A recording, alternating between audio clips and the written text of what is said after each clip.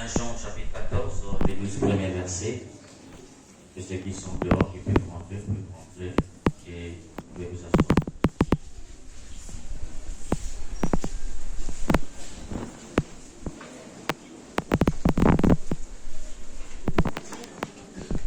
À l'heure où Jésus passait les semondes à son Père, il disait à ses disciples, ne soyez donc pas bouleversés, vous croyez en Dieu, croyez aussi en moi. Dans la maison de mon Père, beaucoup peuvent trouver leur demeure, sinon, est-ce que je vous aurais dit, je pars vous préparer une place? Quand je serai allé vous la préparer, je reviendrai vous prendre avec moi, et là où je suis, vous y serez aussi. Pour aller où je m'en vais, vous savez le chemin.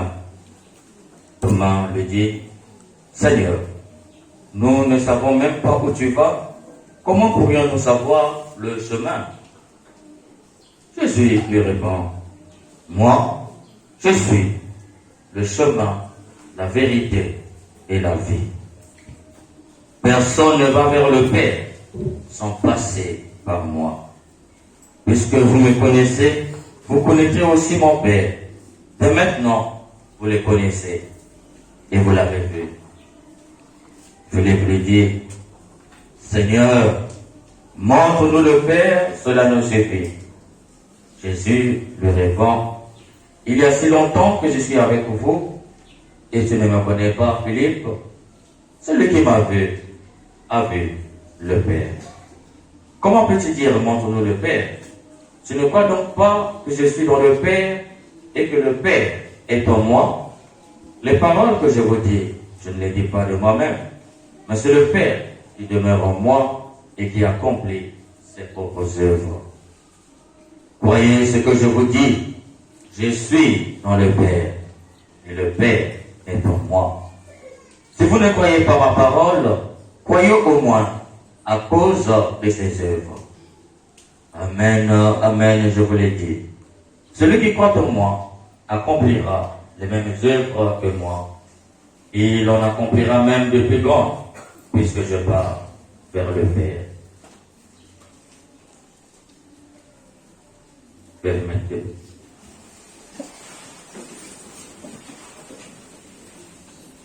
Acclamons la parole de Dieu.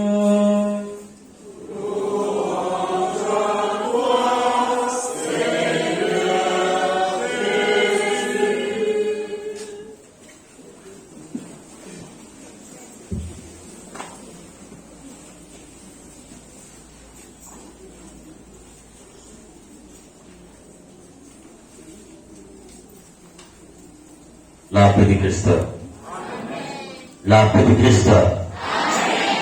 Bon, si je me mets là, c'est pas bon. Je reste ici. La paix du Christ. Bon,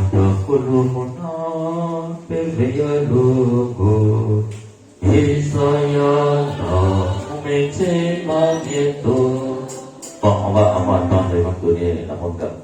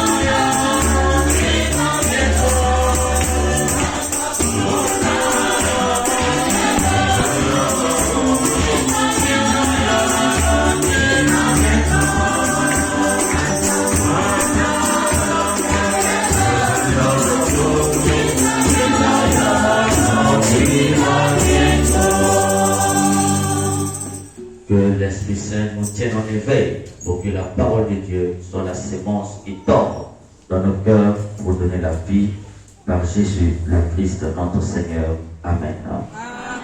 Amen. Amen. D'ailleurs, il est vivant. Il est ressuscité. Il est vivant. Bon, je ne vous entends pas trop bien. Il est vivant.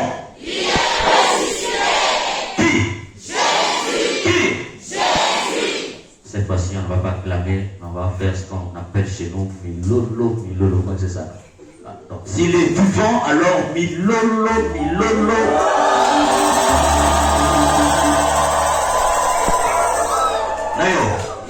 D'ailleurs, Jésus dit, je suis dans le Père et le Père est en moi. Pourquoi il dit ça? C'est parce que quelqu'un lui a posé la question. Montre le Père et cela nous suffit. Voilà. Montre-nous le Père. Tu parles du Père chaque fois, le Père, mon Père. cela nous suffit. Mais chers frères et sœurs, avant de continuer, un détail très important. Jésus parle du Père. Le terme grec que Saint Jean employé, c'est patera. Dis d'abord à ton voisin, patera. Il n'a pas entendu tout bien, patera. Patera vient de l'araméen. Ça veut que Jésus, il prêchait en araméen. Il ne prêchait pas en hébreu, il prêchait en araméen. Donc Jésus employé en araméen Abba. Donc patera vient de Abba. Voisin, patera vient de Abba. Non, vous voulez, patera vient de l'araméen. Abba. Ça veut dire quoi? Ça ne veut pas dire père. Non. Ça veut dire papa chéri. C'est pas Binadama. C'est pas Binadama. Nayo. Quand on dit papa chéri, c'est mon papa, on va déjà vous faire. Nayo. Mais Jésus dit Abba. Patera, tu veux dire papa chéri. Quand quelqu'un dit papa, et un autre dit père, et un autre frère dit papa chéri, qu'est-ce qui traduit mieux la relation? Donc quand Jésus parle de son père, il faut entendre par là, il appelle mon papa chéri. Ça veut dire qu'il y a une proximité, il y a une relation d'amour et de tendresse entre lui et son père. C'est pourquoi Philippe dit, mais quand tu parles de ton papa chéri, tu es heureux. Mais montre-nous aussi ce papa chéri pour que nous puissions le connaître. Mais Philippe a posé une question qui est une question intelligente. Parce que les gens sages, les gens intelligents posent des questions consciencieuses. Philippe est intelligent, mais cette question reflète l'humanité de Philippe. Il dit à Jésus, montre-nous le Père. Nayo. Bon, on me revoit là-bas.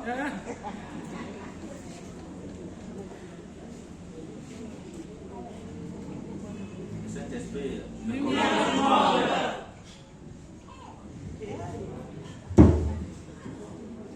Voilà. Amenez pour voilà. Voilà. Il y a l'Esprit de Saint, il y a l'Esprit Saint dedans. Depuis que je suis avec vous, tu ne me connais pas. Philippe pose la question, montre-nous le Père, cela nous suffit. Il dit, montre. Montre, on voit quoi? Montre, on voit aux yeux.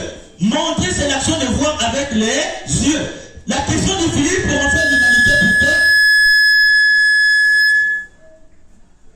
Bon, vous les sorciers là, c'est pas bon.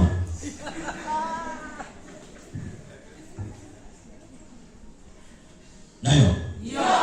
Il m'a bébo béni ça. Vous savez, on a été. Ça bébo, ça y a un local à micro.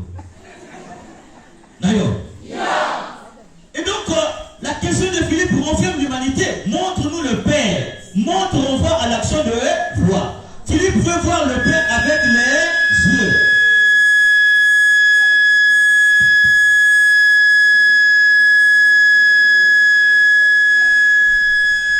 À la mémoire. La révélation revoit à la mémoire. Donc, la révélation, c'est l'action de l'intelligence. Ça renvoie à l'intelligence. Philippe peut voir le Père avec les yeux. Jésus dit non. Philippe, depuis que je suis avec toi, tu ne me connais pas. Jésus n'a pas dit, Philippe, depuis que je suis avec toi, tu ne m'as jamais vu. Pourquoi? Parce que Philippe veut voir avec les yeux, mais Jésus dit non. Le Père, on ne le voit pas avec les yeux, mais le Père, on le voit avec l'intelligence. Si tu es intelligent, tu comprendras que tout ce que je fais, cela vient tout droit de qui? Du Père. Maintenant, il y a des gens qui disent qu'eux n'ont que le Saint-Esprit. Vous connaissez, non? Hein? Ceux-là. Eux, c'est tout droit le Saint-Esprit descend sur eux et puis ils créent leurs églises. Voilà. Et ils disent que Jésus c'est le Père, Jésus c'est le Fils, Jésus c'est le Saint-Esprit. Parce que avant de créer, quand il a créé le ciel et la terre, il était le Père. Quand il est venu dans le monde, il est venu le Fils. Quand il est reparti, il est venu le Saint-Esprit. Donc on nous parle de ce qu'on appelle le fonctionnalisme. Une seule personne qui a joué trois fonctions. Dis à ton voisin, c'est une hérésie. C'est une hérésie. C'est une vérité contraire. Est-ce que Jésus a dit je suis le Père? Non. Je suis dans le Père. C'est différent de je suis le Père. Voilà, parce que ces gens-là, toi, ils n'ont pas étudié. Et puis, c'est malheureux, hein. C'est malheureux. N'allez pas là-bas, vous allez vous perdre. N'allez. Dis à ton voisin, reste dans l'église catholique. La Bible là, c'est pour nous. Alors, donc dis à ton voisin, assieds-toi bien, on va t'expliquer. Parce que c'est notre affaire, les catholiques. La Bible, c'est pour les catholiques. Personne ne peut mieux t'expliquer qu'un est catholique.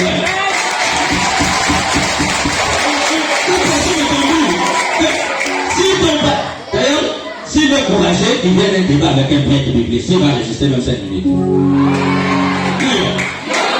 Jésus, dis à ton voisin, Jésus n'a pas dit je suis le Père. Mais il a dit je suis dans le Père. C'est un chiasme. On appelle ça en français un chiasme. Je suis dans le Père et le Père est en moi. C'est deux propositions distinctes. Mes chers frères et sœurs, pourquoi Jésus n'a pas dit le Père est en moi et moi je suis dans le Père? Mais il a commencé les classes par dire je suis dans le Père et le Père est en moi. C'est théologique, c'est très théologique. Quel est le sens, chers frères et sœurs? Jésus dit je suis dans le Père. Cela veut dire quoi? Je suis dans le Père, il dit à Philippe, je reçois toute mon existence du Père. Je suis totalement tourné vers le Père et je reçois tout du Père. Je me reçois totalement du Père qui est le principe, son fondement. Donc il y a Jésus et il y a celui à qui il reçoit toute son existence qu'il appelle Papa chéri. Voilà la première proposition. Et la deuxième proposition, il dit le Père est en moi. Ça veut dire quoi? Parce que je suis tourné vers le Père, parce que je me reçois totalement du Père, alors le Père s'exprime pleinement dans ma vie. C'est le résumé de l'évangile de Saint Jean. Qu'est-ce que cela veut dire, frères et sœurs? Jésus nous dit par là que si tu veux que Dieu s'exprime pleinement dans ta vie, la première condition c'est quoi? Tourne-toi vers le. Dis à ton voisin, si tu veux que Dieu s'exprime dans ta vie. Dis à ton voisin comme ça. Il n'a pas bien entendu, dis-le bien. Si tu veux que Dieu s'exprime dans ta vie, tourne-toi totalement vers le Père. Si tu veux que Dieu s'exprime pleinement dans ta vie, tourne-toi totalement vers Dieu. Si tu veux que Jésus puisse s'exprimer totalement dans ta vie, tourne-toi totalement vers Jésus. Reçois-toi totalement de Dieu et Dieu s'exprimera totalement dans ta vie. Ça veut dire que si dans ta vie Dieu ne s'exprime pas, c'est parce que tu ne te tournes pas vers Dieu. C'est parce que tu ne te reçois pas totalement de Dieu. Or, si tu ne te reçois pas totalement de Dieu, tu te reçois de qui? De Satan. Donc il y a beaucoup d'entre nous ici qui se reçoivent de Satan.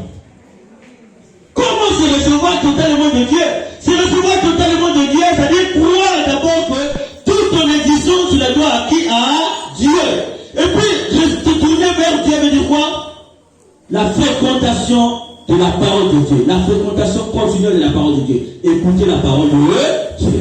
Or, comme je disais hier, il y a des gens, dès lors que le prêtre commence à prêcher, c'est là où il trouve son sommeil. Quand il dit Amen, il se réveille.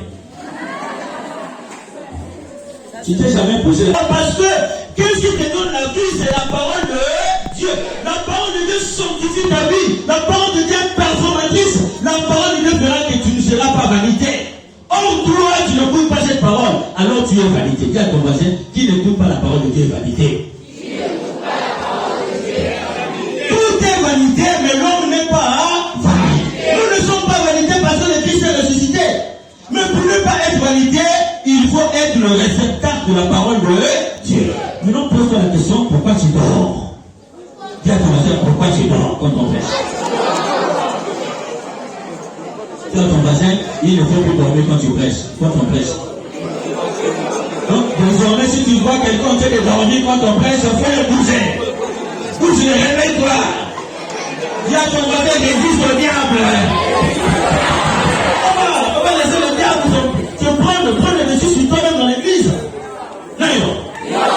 Voilà la première condition, chers frères et sœurs. Tourne-toi totalement vers Dieu, ça dit que sois fréquent dans la parole, la méditation de la parole de Dieu. Et la deuxième condition, sois le réceptacle, le corps et le sang du Christ. Parce que dans le corps, l'Eucharistie, Dieu se donne totalement dans ta vie. Dans l'Eucharistie, tu reçois pleinement Dieu dans ta vie.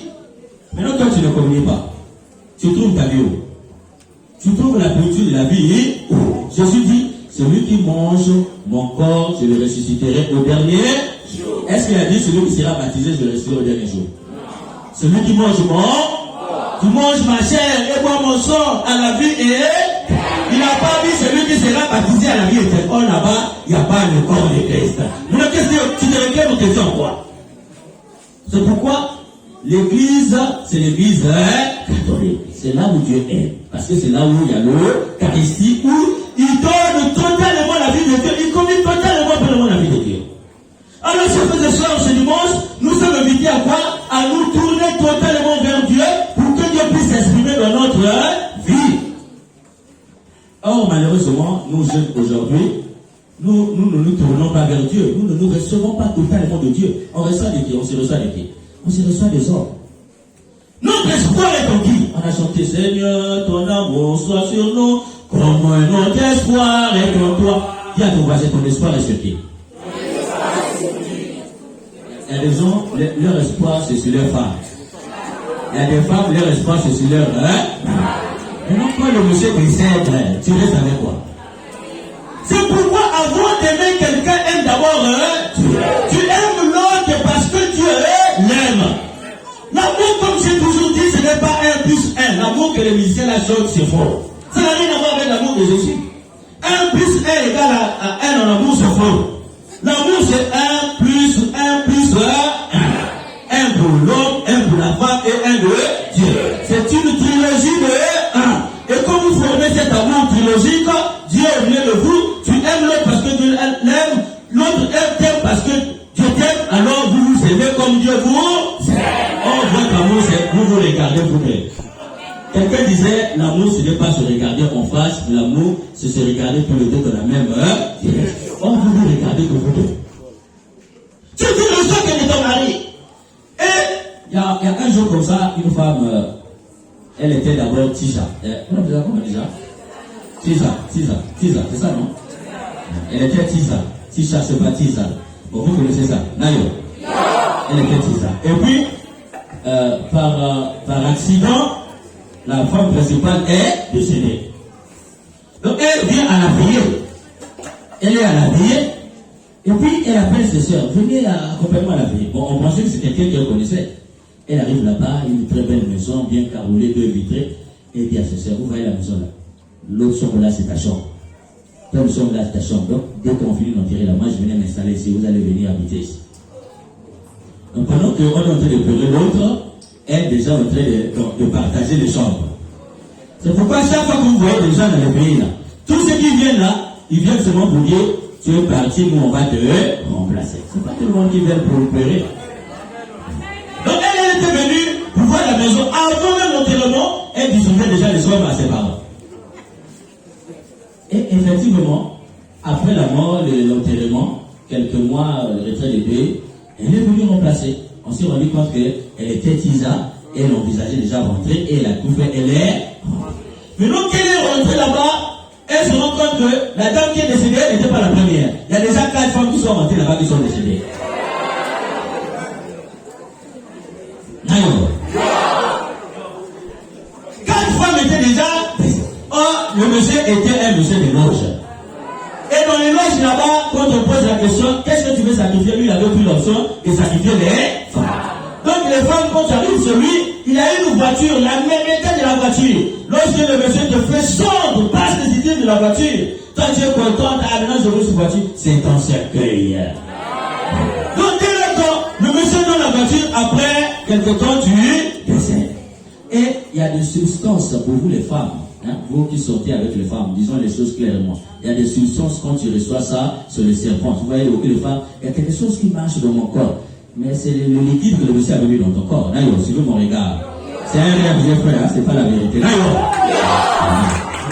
Donc faites attention, c'est pas tout le monde en reçoit dans la vie. Et cette femme-là, maintenant qu'elle est là-bas, elle se rend compte qu'elle ne peut plus dormir. Elle commence à quitter. Elle va voir maintenant les prêtres, on va prier, attention à la voiture, là, si tu montes et dedans, bam, tu es foutu. Non, je veux, et puis le monsieur l'avait épousé, hein. Non, je veux plus de ton alliance. Je veux plus ceci. Voilà les conséquences quand tu veux aller dans un foyer sans te tourner vers eux. C'est pourquoi dis à ton voisin, avant d'épouser une veuve, il faut d'abord savoir qui a tué son mari. Dis à ton voisin comme ça.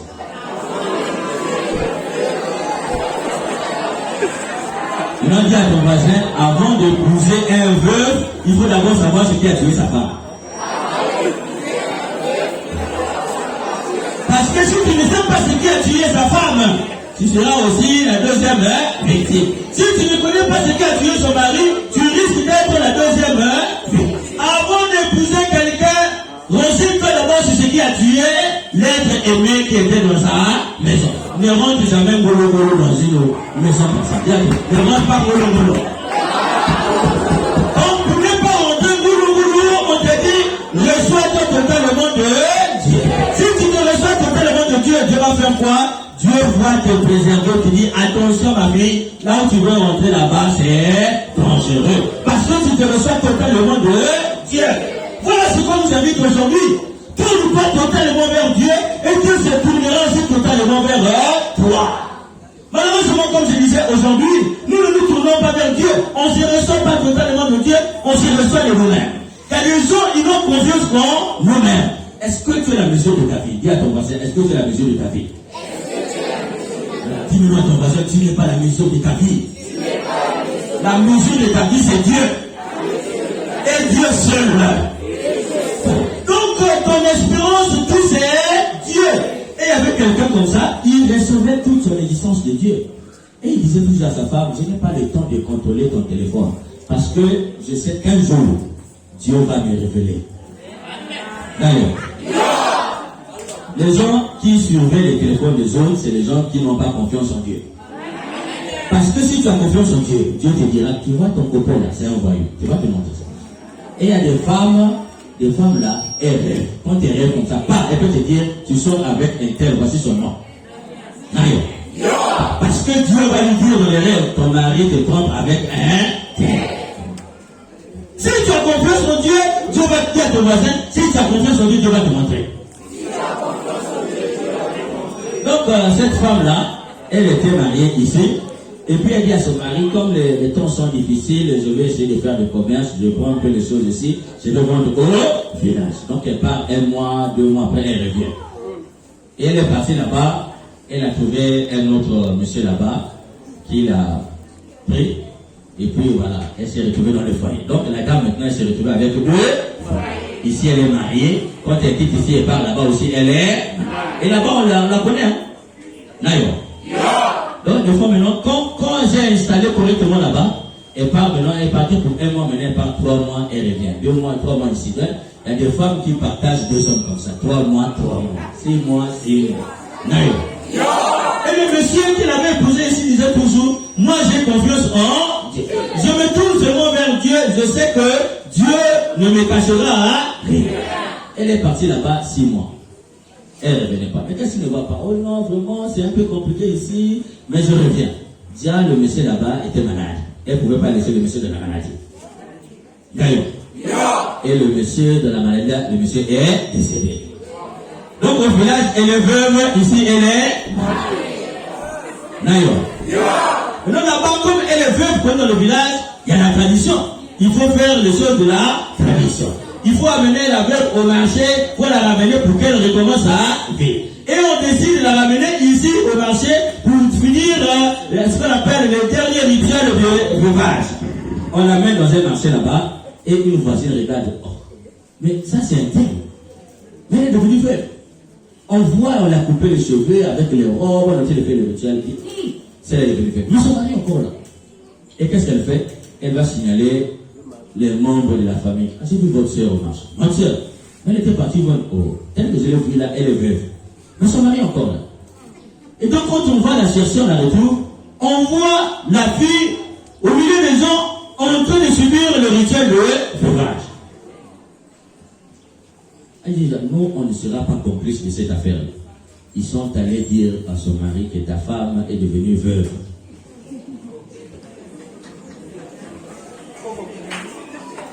D'ailleurs, le monsieur dit, je ne veux pas de veuve dans ma maison. Prenez toutes ces affaires, allez-y. Je ne veux pas être le deuxième à mourir. Donc, dans ma maison, plus de veuve. Et voilà que la femme a perdu tout. Et le monsieur du village et le monsieur d'ici, elle maintenant peut vivre doublement son veuvage.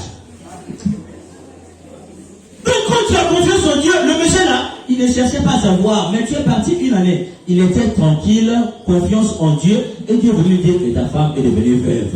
Donc quand tu as confiance en Dieu, Dieu va te révéler que ton mari est infidèle. Il y a ton voisin comme ça. Quand tu as confiance en Dieu, Dieu va te révéler que ton mari est infidèle. Donc ça vaut la peine, dis à ton voisin, ça vaut la peine de prendre le téléphone des gens. C'est toujours le téléphone de quelqu'un comme ça. Non, mets le code, parfois le monsieur dort, tu dois mettre le doigt pour lui. Sans effet à cette affaire-là, ça veut dire que tu es encore païenne. Si tu as confiance en Dieu, tu peux te mettre dans la rue comme ça. Il y a un monsieur comme ça qui m'expliquait. Il passait et il voit sa femme avec un monsieur en train de rentrer dans l'hôtel. Et il est venu se mettre au bord de l'hôtel là. Quand ils sont sortis comme ça, il dit ah, bonjour. La femme, mais tu fais pas, non, mais je passais là, je vous ai vu. Quand je suis passé là, je vous ai vu rentrer à l'hôtel. Aïe. Et le foyer brisé. La dame se retrouve aujourd'hui célibataire. Donc quand tu as confiance en Dieu, Dieu va dire, tu passes à l'heure, à l'instant T, et tu vas voir. Tu vois ton mari en train de te tromper avec quelqu'un, tu vas l'attraper en flagrant de lui. C'est pourquoi pour ne pas que tu passes ton temps, parce que même si tu cherches dans le téléphone, si c'est son amour, il va mettre le nom de Marie-Jacques, il mettra Paul. Ça vaut la peine. Et tu vas voir que c'est Paul qui écrit un message d'amour à ton mari. Chérie, comment tu vas? J'ai rêvé de toi. Mais Paul, comment tu as rêvé de mon mari? André Jean, comment tu rêves de mon mari? Donc il y a trop de mécanismes. Ça vaut la peine de chercher le téléphone, tourne-toi vers dis à ton voisin, tourne-toi vers Dieu. Jésus nous dit, moi, si je fais tout ce que vous faites, et il dit à la fin, si vous avez confiance en moi, vous avez la foi, vous ferez des bonnes choses. Ça veut dire quoi? Si tu te tournes vers Dieu, tu feras des bonnes choses. Parce que Dieu va réaliser des bonnes choses dans ta vie. Tu peux partir du zéro à héros. Dis à ton voisin, si tu te tournes vers Dieu, tu peux partir du zéro à héros. Pour finir, il y avait un homme comme ça. Cet homme-là, lui, il a étudié master en anglais. Donc comment, c'est pas ici, hein, c'est pas ici, dans d'autres pays là-bas, il ne veut pas me chercher à la fin. Ailleurs. Ici on donne le travail à tout le monde, c'est ça non? Ailleurs peut-être il faut trouver du travail, c'est compliqué. Sinon ici tout le monde, dès que tu as le master, on te donne le boulot. Donc ce que je dis là, ce n'est pas ici, c'est ailleurs. Suivez mon regard. Ailleurs. Donc ne venez pas, hein, n'enregistrez pas pour mettre à dire rester pour qu'on vienne me chercher la nuit. Je parle de ce qui est passé ailleurs, si ce n'est pas le cas. Ailleurs. Donc ailleurs là-bas, master, tu ne peux pas trouver le tu es toujours chômeur. Alors le gars scotché tourné vers Dieu. Il disait toujours, un jour ça va aller. Un jour ça ira. Un jour Dieu va se souvenir de moi. Je n'ai pas étudié en vain. Et comme il a confiance qu'un jour Dieu va se souvenir de lui, il a commencé par les petites choses. Et il cherchait l'emploi par-ci par-là. Il se retrouve vigile au bord d'une société. C'est-à-dire qu'à l'entrée d'une société, une grande société de la place. Vigile. Donc toi qui as étudié, bon ici, hein, vous qui avez étudié là-bas dans ce pays-là, si vous attendez que tout vienne du ciel comme ça, ça ne viendra pas. Rien ne descend du ciel s'il y a une force qui l'attire en bas. Dis comme ça qu'on passe. Rien ne descend du ciel s'il y a une force qui l'attire en bas. Si tu veux que quelque chose descende du ciel, commence d'abord par faire des petites choses. Aïe. Donc lui, il s'est retrouvé vigile. Il n'a pas dit comme j'ai un master, je ne peux pas être vigile. Il a commencé vigile.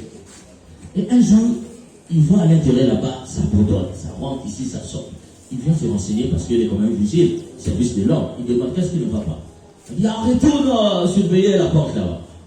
Mais il voit encore le bruit. Il veut quand même qu'il ait l'ordre passer son travail. Il dit il y a un texte d'anglais ici, mais personne n'arrive à interpréter et le directeur n'arrive même pas, on trouve ici, on trouve personne. Et il va voir les gens, montrez-moi d'abord les textes. On est insulté. Vigile, va t'asseoir à la porte. Ici, on prend des autres étudiants. Va à la porte. Il est reparti à la porte, mais son père lui disait non, répare là-bas, demande les textes. C'est-à-dire que quand tu veux quelque chose puisse descendre du ciel, il faut la résistance. Dis à ton voisin, il faut la résistance. Il faut résister. Tu ne peux pas commencer quelque chose parce que tu es tombé, tu laisses. Non, non. Tembelanzambe. Qui c'est un mot à Tembelan? Donc, et si le bon donc, même si ça ne marche pas, ça va, hein? Ça va marcher, ça va pas revenir. Et il revient encore, on le chasse, il revient. À un moment là, il va voir le directeur lui-même. Mais j'ai entendu qu'il y a un texte ici, il dit, oui, il y a un texte là. Est-ce que je peux voir? Il dit, le regarde. Tu es vigile? Oui. Et tu veux voir le texte? Oui. Et je vais faire quoi? Je sais quand même, je ne sais pas, mais je veux voir. Prenons le texte pour le ridiculiser. Et il prend le texte, il lit, il traduit, il dit, voici ce qu'on voulait dire. Quand le directeur lit, et c'est qu'on y avait le téléphone, ça concorde. Il renvoie les textes en français là-bas, on traduit, on dit que c'est ça qu'on voulait te dire. Et le directeur découvre que le vigile, en fait, c'est quelqu'un qui est très bon en langue. Il appelle, mais toi, tu as bien fait le travail. Tu es vigile et puis tu as fait dit non, j'ai un master en langue. Ah bon? Et le directeur, c'était un blanc. Il dit voilà, j'ai cherché quelqu'un pour me remplacer parce que je dois repartir aux États-Unis. J'ai trouvé quelqu'un pour me remplacer. Et voilà pourquoi, et voilà pour le monsieur vigile, on envoie d'abord en formation technique aux États-Unis 6 mois. Et quand il est revenu aujourd'hui, il est directeur de cette société. Donc du vigile pourquoi? Parce qu'il disait toujours un jour Dieu va se souvenir de moi. Donc toi aussi tu devrais partir du vigile au directeur d'une société. La seule condition que Jésus te donne, tourne-toi totalement vers Dieu. Reçois-toi pleinement de Dieu. Si tu te reçois pleinement et totalement de Dieu, tu peux partir de 0 à 1. Tu peux partir du vigile au directeur. Tu peux commencer même commerçant et puis tu deviens responsable de commerçant de ce pays. C'est possible à ton voisin, c'est possible. Rien n'est permis en Dieu. Donc demandons à l'Esprit Saint la grâce de se tourner totalement vers Dieu. Que nous puissions nous recevoir chaque jour de lui, dans sa parole, dans son corps et dans son sang, qui s'exprime totalement dans notre vie, pour que nous puissions commencer à briller, pour devenir des gens dans cette société. Que l'Esprit Saint nous donne la force aujourd'hui, demain, pour les siècles des siècles. Amen.